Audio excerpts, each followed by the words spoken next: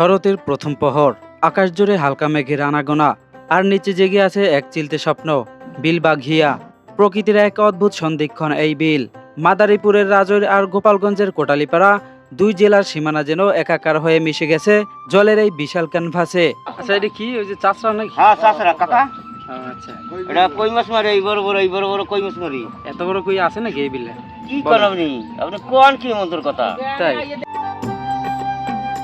কি কাজ করেন একটু বলেন। ওই কিষেন বেসেন দিই। ও, কৃষক। হ্যাঁ।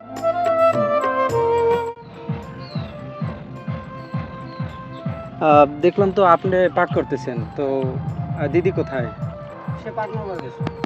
ও, ওইখানে যে কাজ করে না, পাটের ই করে। দুটি থানার মিলনস্থল এই বিল যেন প্রকৃতির এক নিজস্ব মানচিত্র। আজ আমার যাত্রা এই জলের অরণ্য আর মানুষের জীবনের গভীরে। দেখব বিলের বুক চিরে কিভাবে বেঁচে থাকে প্রাণ, আর কি অদ্ভুত ছন্দে বয়ে যায় এখানকার মানুষের প্রতিদিনের জীবন গাথা।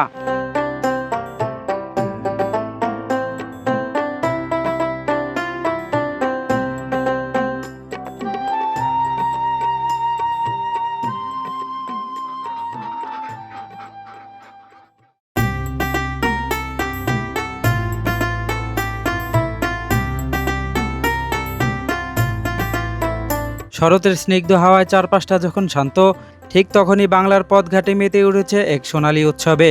জলে ভেজা, পচে নরম হয়ে আসা সেই কাঙ্ক্ষিত পাটগুলো এখন ঘাটে বা রাস্তার ধারে।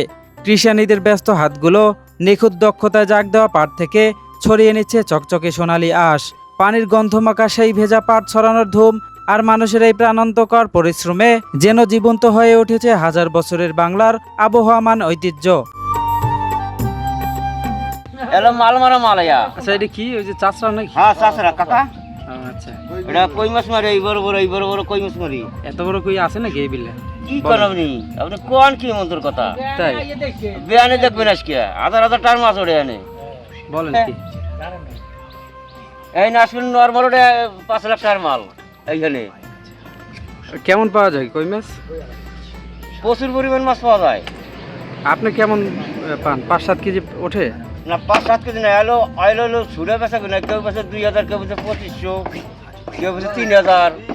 আচ্ছা, ও ঠিক নেই, বুঝলেন না? আচ্ছা, এটা বানান কিভাবে একটু দেখেন এটা তো? দাও দিয়া হ্যাঁ, শুরু করে কাটতে হয়, কাটার পরে হ্যাঁ, এটা ভিড় দিতে হবে, ভিড় দিয়া সুতায় গাচ্চা আদার দিয়া তারপরে এটা পাততে হবে, পাতার পরে মাছে আজকে খাইয়া আরে ঠিক করে দিয়ে বসে যায়। এইটা মাঝে ভাঁজ করবেন? আরে মাছে ভাজ করতে হবে এইভাবে?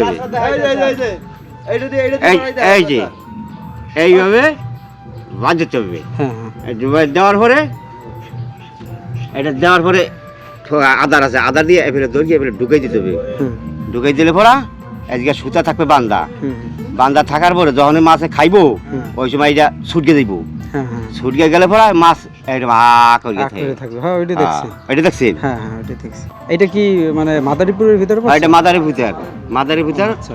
লক্ষণটা গ্রাম থানা রাজৈর। কি করেন এখানে? এখানে বসা আছি। বসা মানে কোনো কাজ নাই আজকে? না, আপনি এমনিতে কি কাজ করেন? এমনি সংসারী। সাংসারিক কাজ করেন? হ্যাঁ। তো কৃষিকাজ? হ্যাঁ। কৃষিকাজ যেটার বলে। তো এই বর্ষার সিজনে এখানে তো আপনাদের বিল, হ্যাঁ। তো এই বিলে কেমন আপনি চলেন কিভাবে? কিভাবে জীবন যাপন করেন? এই জীবন যাপন করি, এই কাজ বাজ করি। আপনি হ্যাঁ, আপনি মাছ ধরেন? না, ও, আচ্ছা, কি কাজ করেন একটু বলেন। ওই কিষেন বেসেন দিই। ও, কৃষক। বাঘিয়ার বিলের জলে কেবল জীবিকাই নয়, জড়িয়ে আছে গ্রামীণ সংস্কৃতির অদ্ভুত সব কুশলতা। যেমন এই দৃশ্যটি কই মাছ ধরার ফাঁদ, যাকে স্থানীয় ভাষায় আমরা বলি চাচরা। নিপুণ হাতে বাঁশের কঞ্চি চিরে নিখুঁত মাপে কেটে নেওয়া হয় বাঁশের টুকরোগুলো। এক সুতোয় গেঁথে তৈরি হয় জলের নিচে মাছ শিকারের এই ফাঁদ। প্রযুক্তির ছোঁয়া ছাড়াই গ্রামীণ মানুষের এমন মেধা আর হাতের জাদুকরী কারুশিল্পী সত্যি মুগ্ধ করার মতো।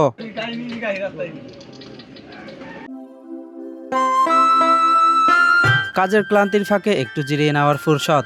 খোলা আকাশের নিচে স্নিগ্ধ বাতাসে মেতে উঠেছে ফোনের লুডুর কোঠায়।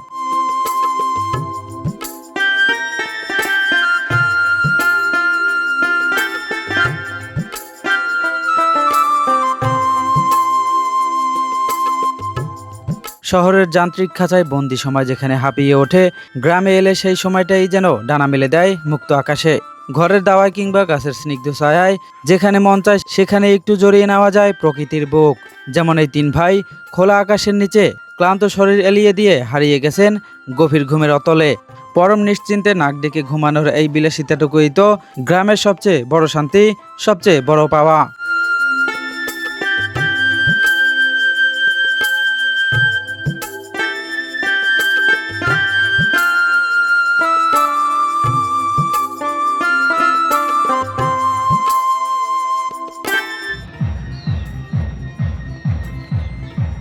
দেখলাম তো আপনি পাঠ করতেছেন, তো দিদি কোথায়?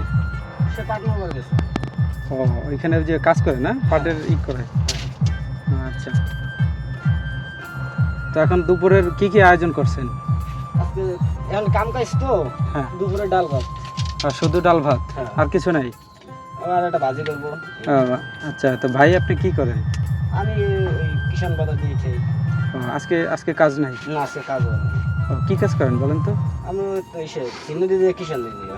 ও আচ্ছা, মাছ ধরেন না বিলে? হ্যাঁ, মাছ এখন তো আমি জাল পাতার সময় হয় নাই। এখন পর্যন্ত আপনার সময় আসে নাই? না।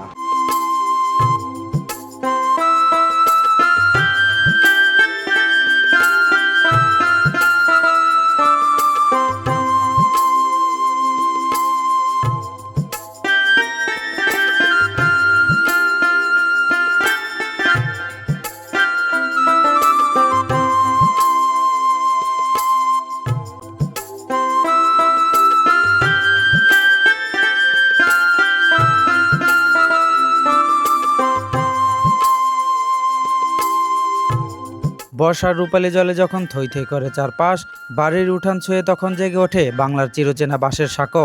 ঢেউয়ের তালে মৃদু দুলতে থাকা এই নরবরে সেতুটি কেবল এক পার থেকে অন্য পারে যাওয়ার পথ নয়, এটি যেন সম্পর্কের সেতুবন্ধন, প্রতিটি ঘরের মানুষের মিলন মেলা। বর্ষার জলে বিচ্ছিন্ন হয়ে যাওয়া মনগুলোকে এক সুতোয় বেঁধে রাখে এই বাঁশের সাঁকো, যা গ্রামীণ জীবনের এক অনন্য এবং জীবন্ত কাব্য।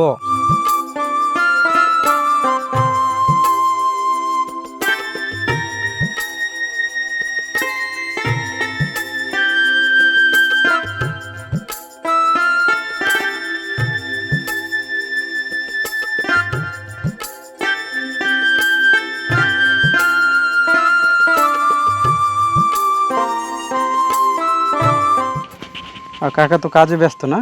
হ্যাঁ। তো কাকা আসলে কি কাজ করেন বলেন তো প্রতিদিন? কোনো কাজ করি না। কোনো কাজ করেন না? কেন? স্টাক করছিলাম কয়েকদিন আগে। ও, স্টক করছিলেন। আর চাচি কি করেন? রান্না বান্না কি দুপুরের করবেন না? না, এক সারা ও, সকালে করে রাখছেন? ওই দুপুর গেড়া সকালে রাঁধছি আর বিকেলে 4টে রান্না। ও আচ্ছা, তো কাকা কি জমিতে মাছ ধরেন না বিলে? আগে ধরছে, এখন স্টক করছে, আর কিচ্ছু হয় না। ও, তো কাকার পরিবারে কে কে আছে? আমরা 5 জন। তো এই বিলে এলো পাওয়া যায় কই, শিং, মানে এটা আর কি কম পাওয়া যায় এখন না? পাওয়া যায় কি কম। তো আপনি যখন মাছ ধরছেন তখন কিরকম মাছ পাওয়া যেত বলেন তো? এখন মাছ পাওয়া যায় খুব। অনেক মাছ পাওয়া যেত। হঠাৎ করে স্নিগ্ধ আকাশটা কালো মেঘে ঢেকে বইতে শুরু করলো তীব্র হাওয়া। প্রকৃতির এই মুড বদলের পালা শেষ হতেই ঝুম বৃষ্টি নেমে এলো বাঘিয়ার বিলের বুকে।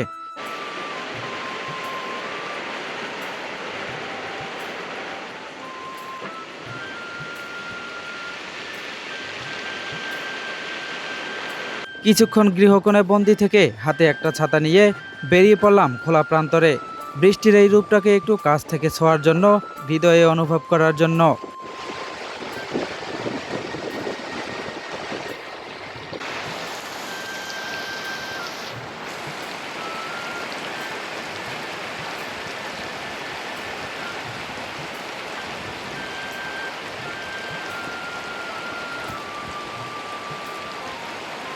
বৃষ্টির ফোঁটায় ধুয়ে যাওয়া চারপাশের এই সবুজ প্রকৃতি আর বৃষ্টির রিমঝিম শব্দে মনে হচ্ছিল এ যেন প্রকৃতির এক পরম সুন্দরের সাথে মিতালি করার বেলা।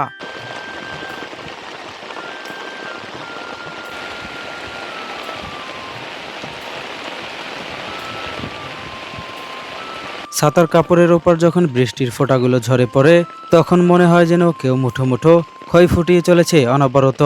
টিনের চালে কিংবা ছাতার মাথায় বৃষ্টির এই রিমঝিম শব্দ আমার কাছে বেশ দারুণ লাগে।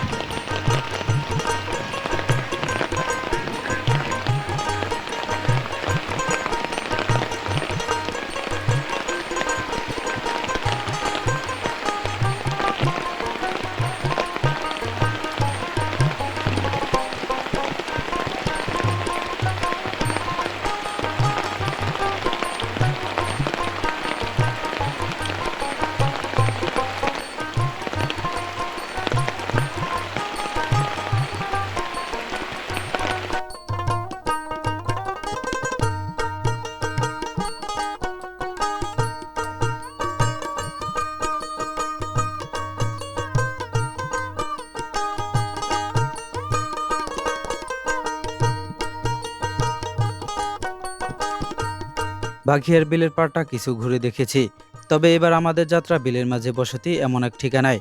তাই তো একটি নৌকা নিয়ে রওনা হলাম বিলের দিকে, ঘর বাড়ির উদ্দেশ্যে।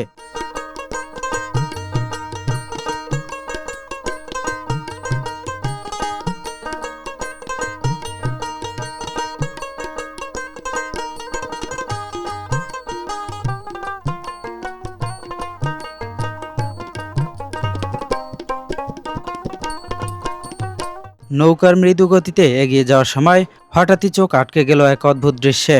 জলে ভাসা শ্যাওলার উপরে একা একা নিজের খাবার খুঁজে ফিরছে একটি ছোট্ট শালিক পাখি। তাকে দেখতে দেখতে মনের কোণে হঠাৎই যেন এক গভীর ভাবনা এসে ভিড় করল। সত্যিই তো, এই বিশাল পৃথিবীতে মানুষ বা জীব সবাই যা কিছু করে তার মূল শিকড়টি গাথা ওই একটি মাত্র শব্দে, ক্ষুধা।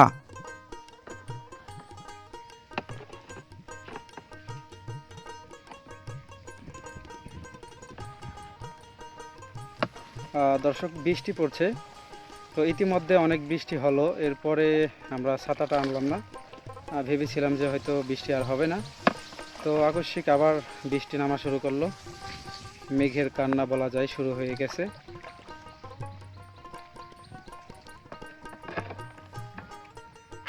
বর্ষায় এই যে বসত বাড়িগুলো দেখতে পাচ্ছেন, এরা কিন্তু একেবারে প্রত্যন্ত বলা যায়। তো এখানে নৌকা ছাড়া তাদের যাতায়াতের কোনো ব্যবস্থা নাই। তো আমরা যেরকম আপনারা দেখতে পাচ্ছেন, একটি নৌকা নিয়ে আমরা তাদের বাড়ি যাচ্ছি তাদের সাথে একটু কথা বলার জন্য। তো প্রতিনিয়ত তাদের কিন্তু এই নৌকার প্রয়োজন হয়। বাড়ি থেকে বের হওয়া, বাজার ঘাট দোকানপাটে যাওয়া, সব কিছুর জন্য এই নৌকা প্রধান তাদের। হেঁটে যাওয়ার কোনো ব্যবস্থা নেই, যে তারা যে হেঁটে যাবে সেরকম অবস্থা তাদের নেই। আর শুধু পানি মারিয়ে তারপরে হচ্ছে তাদের বাড়িতে যেতে হয়, তারপরে বাজারঘাটে যেতে হয়। তো এই হচ্ছে বিল বসতিদের জীবন, খুবই করুণ জীবন তাদের।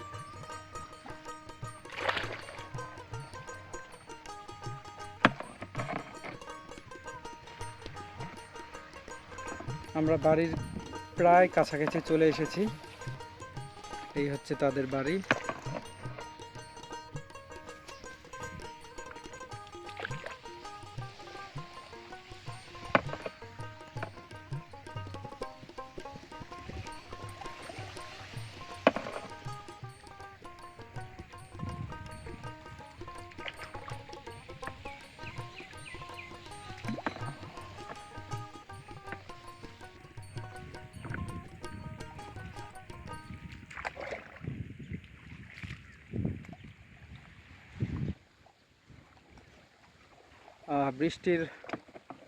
বৃষ্টির গতি অনেকটাই বেড়ে গিয়েছে।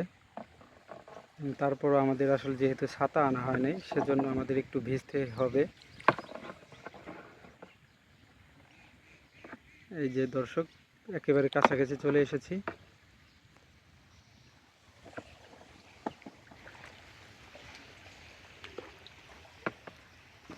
এই তো আমাদের নৌকা ফিরল ঘাটে। একটু বাড়ির ভিউটা একটু দেখেন। এই হচ্ছে ছোট ছোট ঘর, এই হচ্ছে পাটখড়ির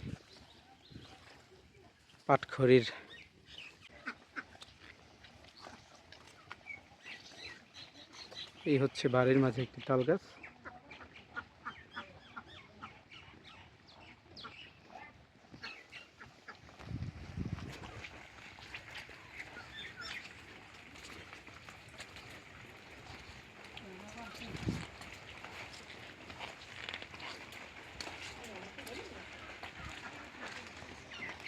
এই বর্ষার মধ্যে আপনাদের এই বিলের মাঝে চলাফেরা করতে কি কি সমস্যা হয়?